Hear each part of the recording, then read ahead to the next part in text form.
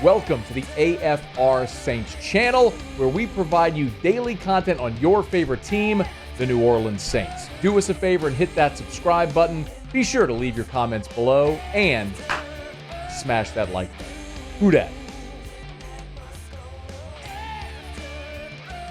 Saints have a 3-day minicamp this week. We gave you a full day one report yesterday from all of the media availability at practice. Here was Dennis Allen, who met with the media on Wednesday, recapping day 2 of minicamp. Look, I thought it was a good practice. I thought our guys got out here, competed. I thought we got better today. And, right now we're competing against each other, but we're also competing against the other 31 teams in our league right now. And so all we can really, focus on is what we're doing here and focus on trying to get better at something every single day. And look, we've worked a lot of situational type offense, defense, situations in the kicking game. And, I think our guys have, kind of had their head down and just gone to work. Not only did the Saints work situational settings, they also worked out several players.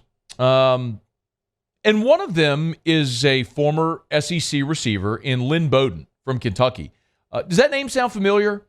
Lynn Bowden is maybe best known from his time at Kentucky for the 2019 Belk Bowl. Do you remember this? You may not remember, I don't think you plan your annual football watching calendar around the Belk Bowl, but in 2019, this was on New Year's Eve, 2019, Kentucky played Virginia Tech. And in that game, Lynn Bowden actually played quarterback in that game for Kentucky.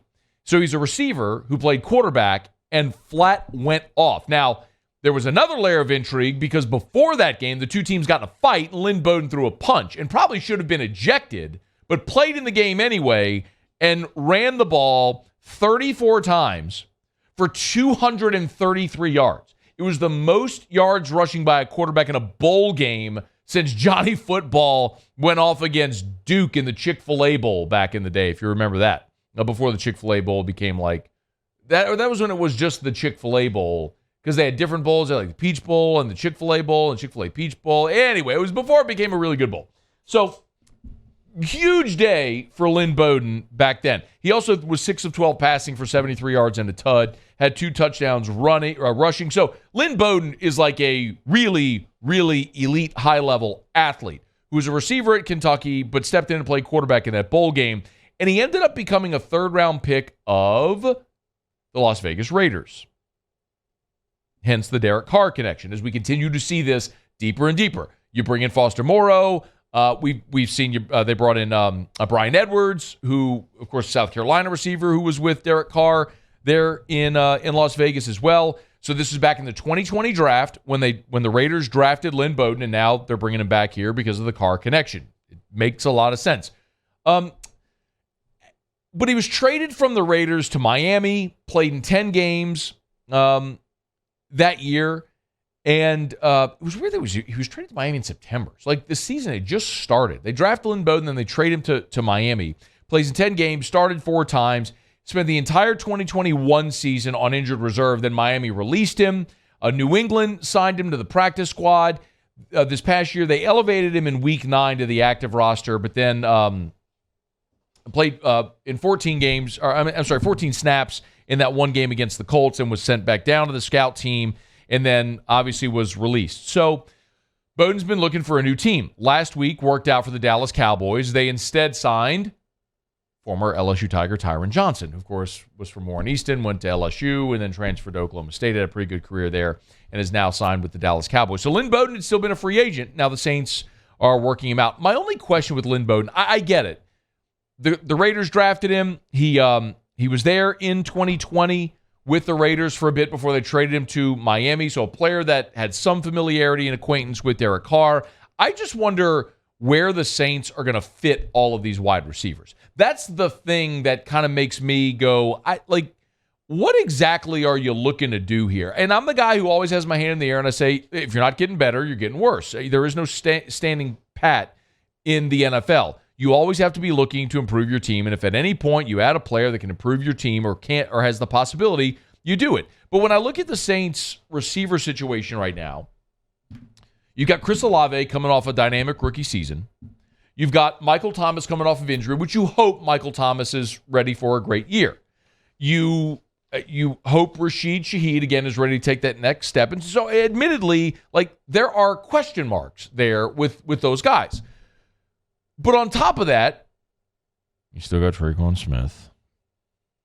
Can we just send that guy to the island, by the way? You draft A.T. Perry out of Wake Forest.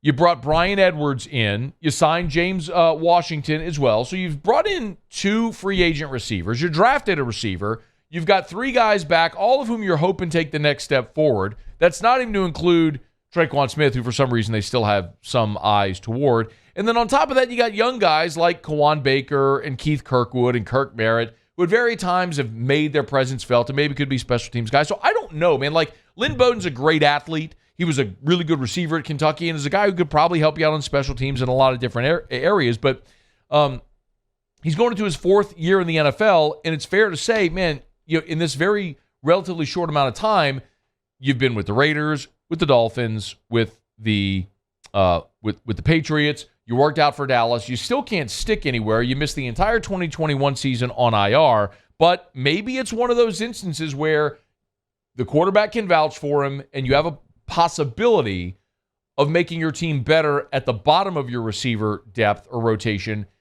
where you look at guys like Kirk Merritt and Kawan Baker and Keith Kirkwood, who have found their way to stick with the New Orleans Saints, but maybe Lynn Bowden's a guy that can give you a better option there, both as a receiver, potentially a runner, and then also on special teams. Now, for whatever it's worth, when we start talking about receivers and depth at that position this year, Chris Olave is one of the guys that met with reporters after the first day of this minicamp on Tuesday and talked about the potential of that sort of big 3 of Chris Olave, Michael Thomas, and Rashid Shaheed all out there together.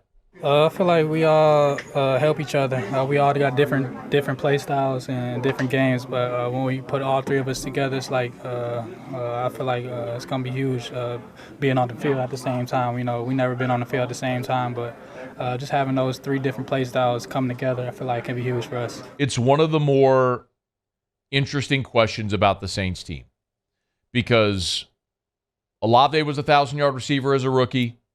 Michael Thomas, again, when he's been at his best, or even if he could even approach that, staying healthy for 17 games, could still be a very productive receiver. And then Rashid Shaheed, we saw with explosive big play potential, but can he do it over 17 games? So while there is, with those 3 in tandem, I believe a very high ceiling, I also believe there's very real question to say, can you even approach that ceiling? With Michael Thomas, who's always hurt, and Rashid Shaheed, who has a very, very small sample, and what does it look like if you try to extrapolate that over 17 games? I don't know. So I'm just as curious to see what that all looks like with Derek Carr pulling the trigger as everyone else right now, but maybe a guy like Lynn Bowden can factor into that mix a little bit. So Saints are on the field. See if they do, in fact, offer a contract to any of these guys who worked out today. Kiki Kuti also tried out for the Saints today along with Lynn Bowden, but former SEC receiver who, pretty dynamic athlete. Can he find a home in New Orleans? Hey, thanks so much for watching. Please leave your comments. I love to interact, and be sure to hit the red subscribe button below.